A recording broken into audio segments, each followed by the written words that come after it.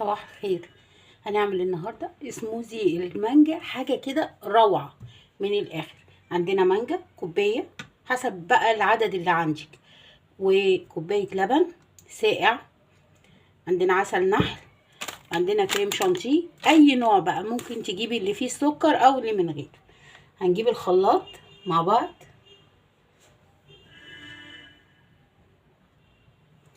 ادي الخلاط هنحط فيه المانجا. طبعا المانجا انتي شايله منها القشر اصلا، عشان ايه؟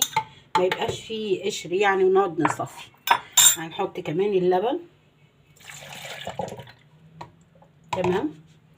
هنحط العسل زي معلقه كده كبيره. طبعا السكر على حسب ايه الذوق. خلاص. عندنا كمان الكريم شانتيه، هناخد منه معلقه كبيره اهي، معلقه دي كبيره كده، متحطيش اكتر من كده يعني. هنبتدي نضربهم مع بعض.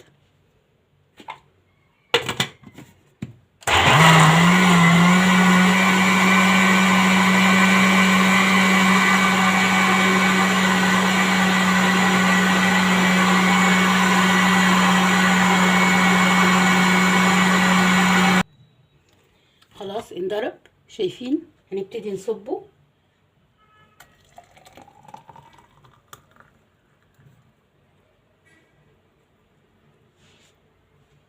تمام.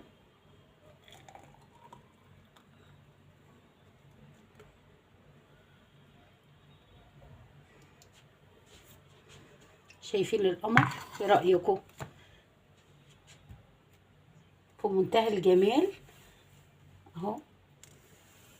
او اول مره تخشوا قناتي، ما تنسوش تعملوا لي سبسكرايب وتفعلوا الجرس وتعملوا شير. انا منى، ودي قناتي مطبخ اتعلمي واعملي بايدك. نورتوني، وما تنسوش تعملوا لي لايك. احنا بنعمل هنا حاجات حلوه كتير. لو عجبتكم فيديوهاتي، شكرا لدعمكم، مع الف سلامه.